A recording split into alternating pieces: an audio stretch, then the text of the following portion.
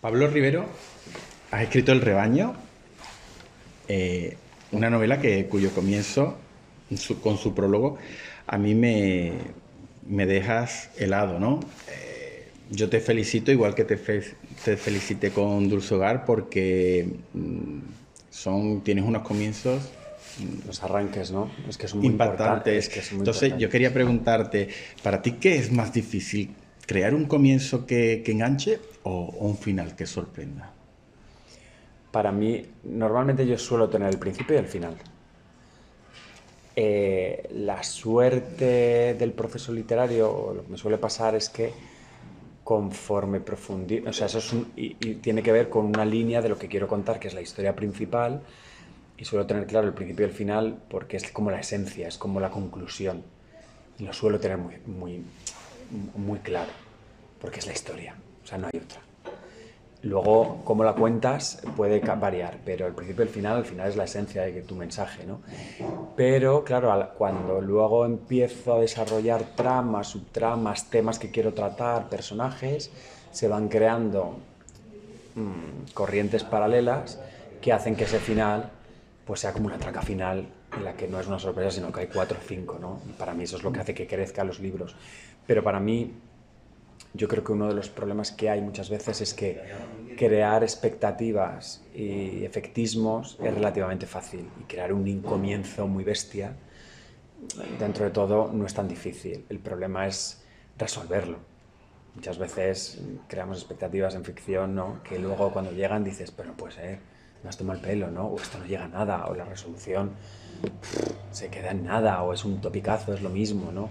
Para mí lo difícil no es solo sorprender, sino no defraudar y contarte algo distinto, ¿no? Para mí los finales son más difíciles. El, O le doy reba- más mérito, vamos. El rebaño es un título quizás que, sin saber mucho de la trama, tiene algunas interpretaciones.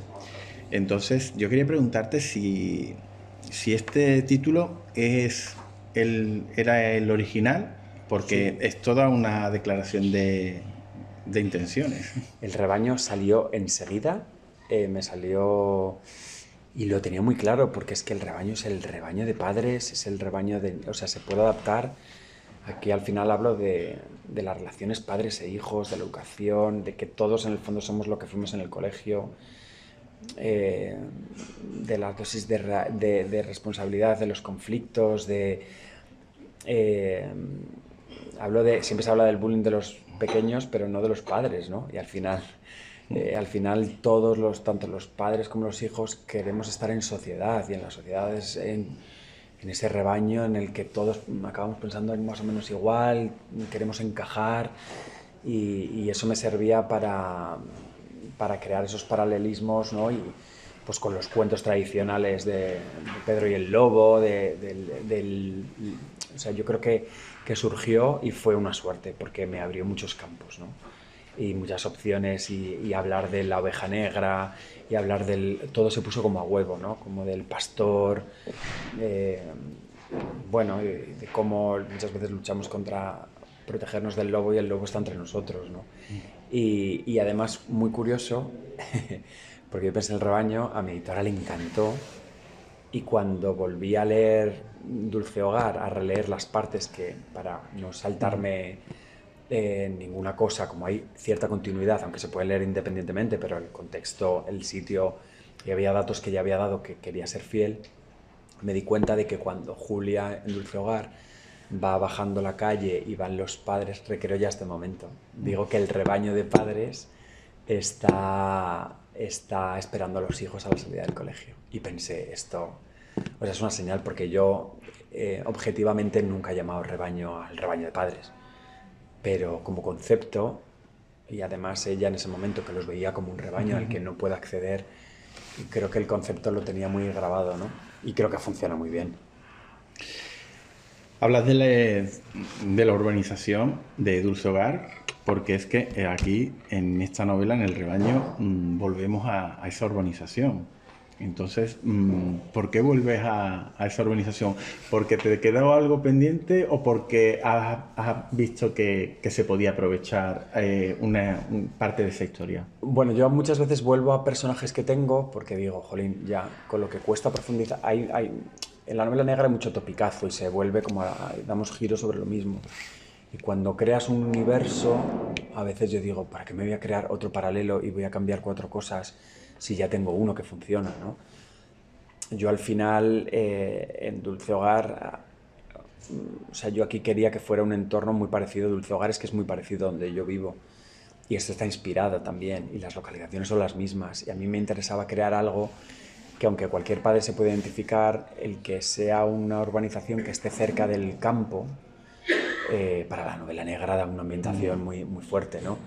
Y, y luego es que, bueno, no es que al final una cosa lleva a la otra, porque yo pensé, bueno, un grupo de padres que llevan a sus hijos al colegio y que aparezca, bueno, que suceda lo que sucede donde aparece, y dije, pero si es que eso, pues ya los tengo, ¿no? Además es que el grupo de padres son los grupos de padres que yo conozco, que les cambio los nombres, cambio cosas, pero es casi un homenaje, ¿no? Entonces me hacía mucha gracia que, como los personajes secundarios de reparto que aparecen en Dulce Hogar en 2 segundos, darles un hueco, ¿no? Y contar su historia. Y eso propinó que rescatara la historia, que además trae otra vez de vuelta un poco al conejo de la cría, del niño ese que desaparece en Halloween, y que pensé, jolín, al final es un poco lo que creo que hace que ha enriquecido la historia, ¿no? Que tengo una trama que es de la que quiero hablar, que es muy realista, muy costumbrista, que tiene que ver con los conflictos de los colegios, algo a lo que te puedes agarrar porque es muy cotidiano, y de repente esto me permitía traer de vuelta el género. La matriarca, que es mi anterior novela, no es terror, ni mucho menos, es escalofriante, pero no tiene... Y esto me permitía tener una parte muy terrenal y una más de género, y a mí eso me gusta mucho. Y al final se ha adueñado de la novela, ¿no? Y yo creo que esa comunión de las dos es lo que hace que la novela haya cogido mucho cuerpo, ¿no? Pablo, antes de que demos más datos, cada vez que nos hemos sentado 2 veces y las 2 veces tengo la misma sensación al sentarme a hablar contigo, de que eres un autor difícil de entrevistar porque tus libros tienen tanta sorpresa y tanto giro que Ya, que hay una serie de temas que no puedes abordar. preguntarte Porque, cosas bueno, que pueden pero romper quizás ya, el la clímax, sorpresa al lector. ya. Entonces hay que tener mucho cuidado con Bueno, lo que preguntarte. sí, sí. Y por eso mismo yo quiero que tú me digas Sí. de qué va la novela, y ya una vez que tú expongas de Sí. qué se puede hablar, yo ya te pregunto. Bueno, realmente la versión oficial, ¿no? De lo que habla la sinopsis y demás es realmente el rebaño gira en torno a las relaciones entre un grupo de padres que son vecinos y son padres o sea, llevan a sus hijos al mismo colegio, en una urbanización, y ha sucedido algo 3 años atrás que les ha marcado a todos, y justamente media hora antes de que terminen las clases, en el momento de caos de los padres, de las recogidas con los niños y de locura, hay un hallazgo terrible que trae otra vez de vuelta ese pasado, ¿no? Y bueno, yo creo que habla mucho, el rebaño al final es el chat de padres, como metáfora y como simbología de la sociedad, tanto la cibernética con Twitter y las redes sociales, como nos relacionamos en sociedad, como pues eso, cómo intentamos vivir en un rebaño en el que muchas veces se sentencia a la gente, se decide lo que está bien, lo que está mal, y nos sugestionamos y nos manipulamos y entramos en pánico. Y como digo, pues no hay nada peor que unos padres en pánico, ¿no? Que sacan las garras por sus hijos y que pueden llegar a extremos locos. Yo no tengo hijos, tú sí eres padre. Yo quería preguntarte, ¿tan peligroso es un chat de padres como en la novela?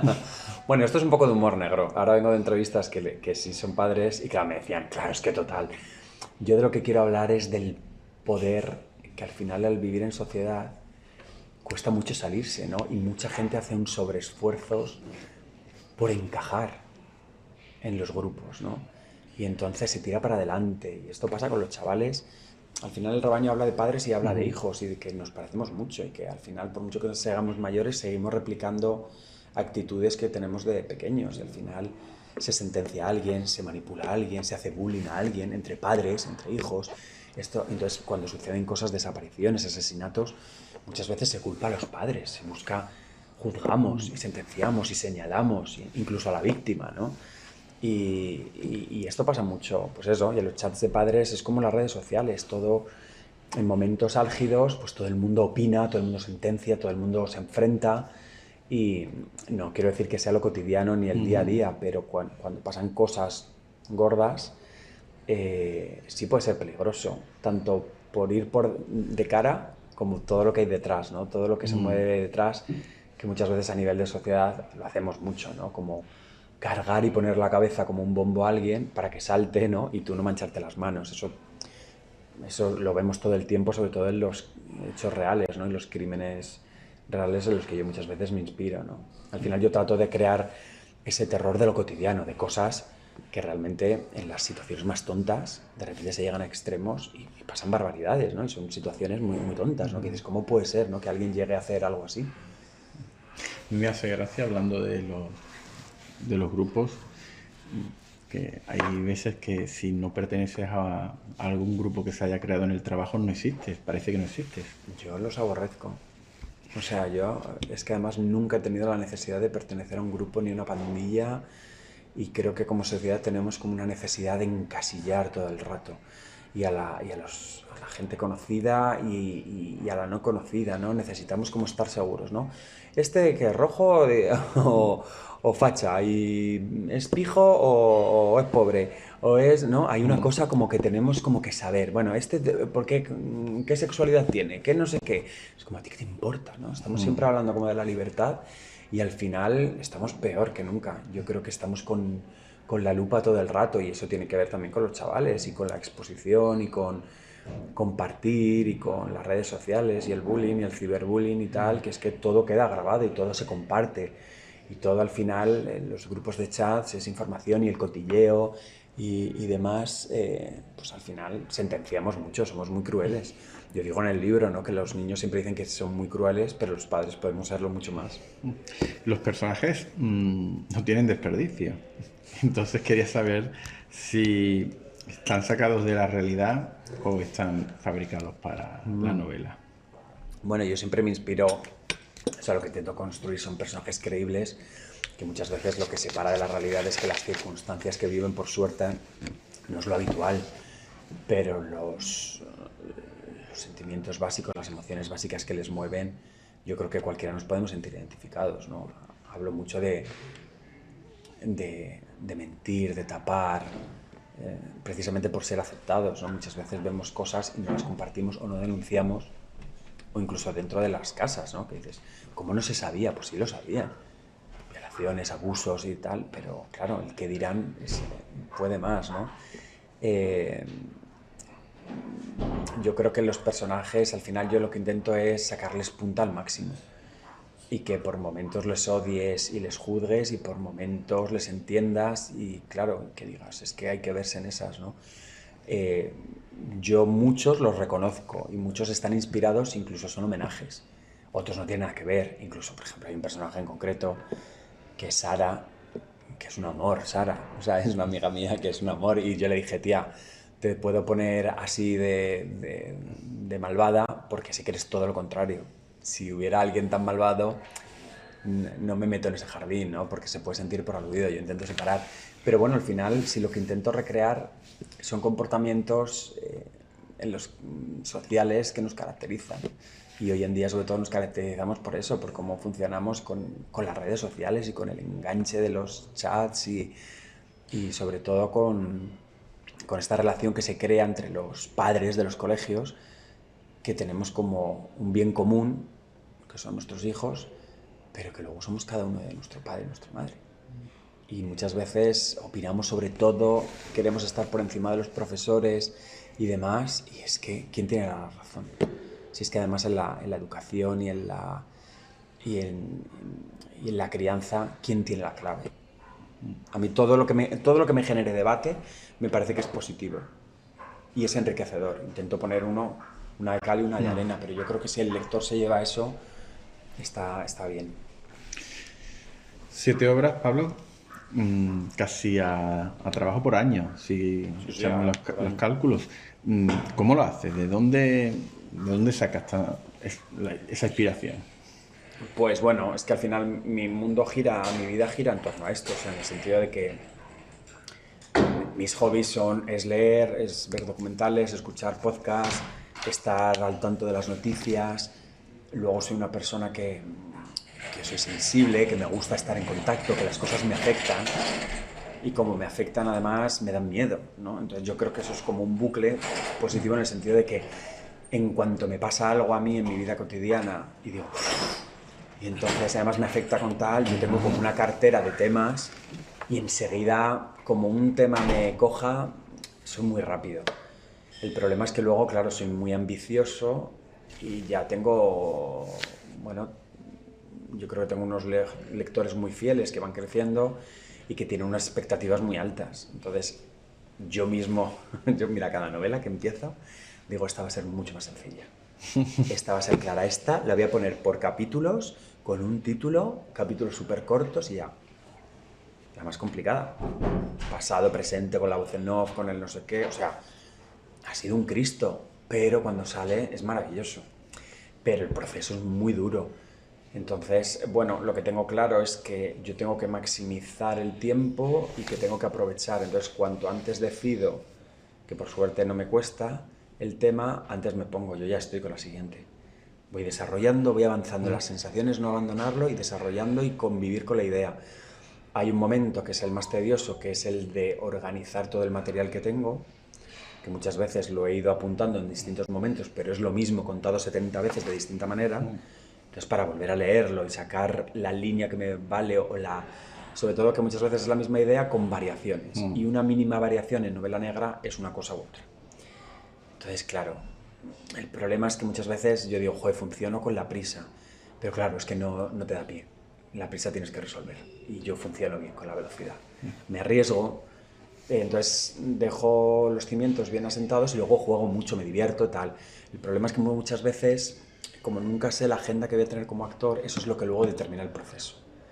Entonces, por ejemplo, este año he tenido una función de Cortázar en juego en el Teatro de la Abadía, ahora estoy con gira, he tenido ensayos de 6 horas. Pues, por ejemplo, yo estaba muy en caliente con la novela, la he tenido que abandonar 2 meses y pico, y en cuanto a eso he tenido que cogerla otra vez. Entonces, a veces es un poco tedioso, pero también yo creo que las cosas siempre vienen bien.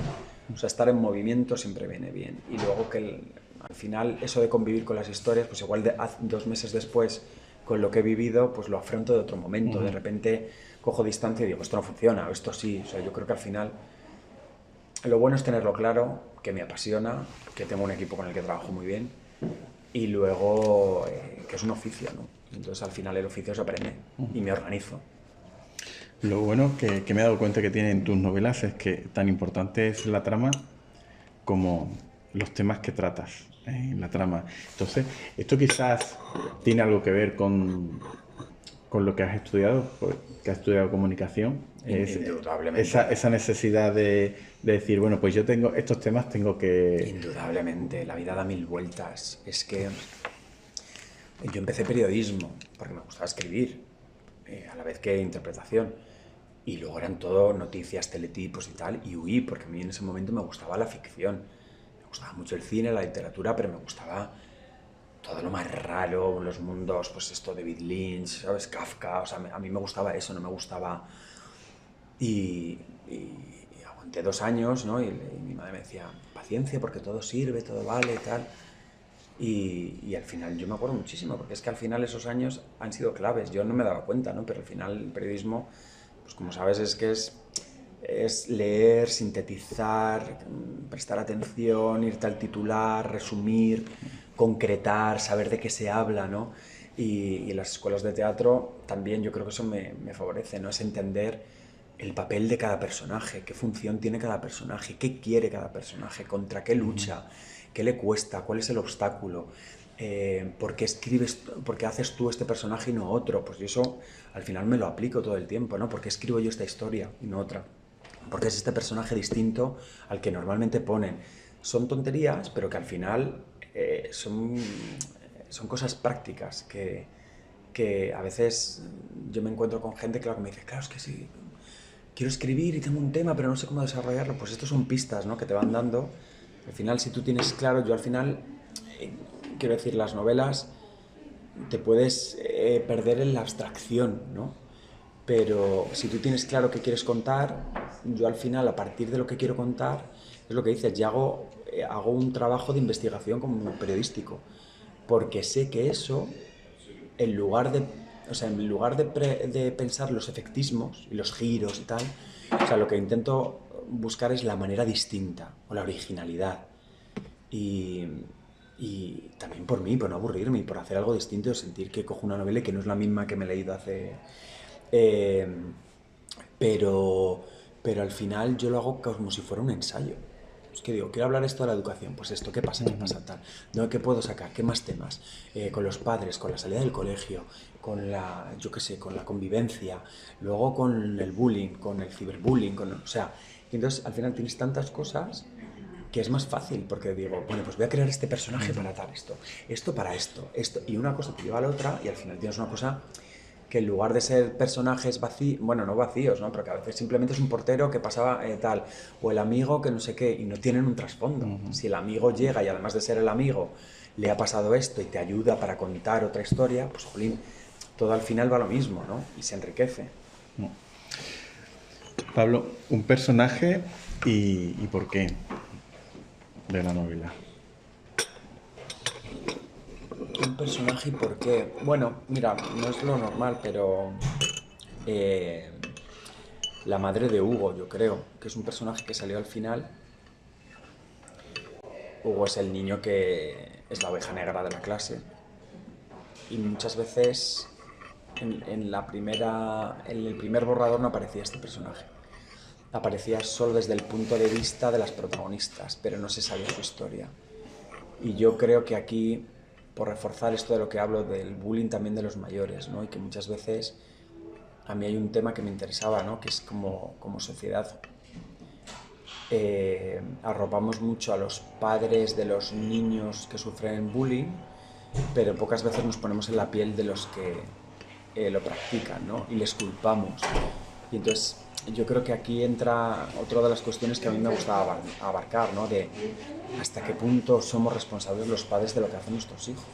Pues en gran parte mucha, pero muchas veces cuando pasan crímenes reales y tan fuertes como sucesos que han ocurrido, ¿no?, y muchas veces hay como una metodología y hay una psicología detrás y unas experiencias que tienen que ver, comunes denominadores, de infancias con abusos, que no han sido aceptados socialmente, con marginados, etcétera, ¿no? Pero muchas veces no. Ahí entra el debate, ¿no?, del mal, el mal se nace o se hace, ¿no? Y entonces a mí me interesaba darle la vuelta y hablar de estos personajes y de humanizar también a la oveja negra, ¿no? Y muchas veces hay niños que son crueles porque son crueles, pero también hay niños que son crueles porque han sido crueles con ellos, ¿no? Y muchas veces el que hace bullying le han hecho bullying, ¿no? O el abusador ha sido abusado. Esto es terrible, pero replicamos comportamientos, ¿no? Entonces no se trata de justificarlos, pero sí de tener también una perspectiva y a nivel novela me parecía muy interesante como saber qué le pasa a la madre de este niño, ¿no? ¿Y dónde te pones tú? ¿Qué prefieres? ¿Que tu hijo sea el que abusa? O porque también ser el responsable socialmente de esto que estamos hablando es un mal trago, ¿eh? Yo te iba a decir Pilu, ¿no?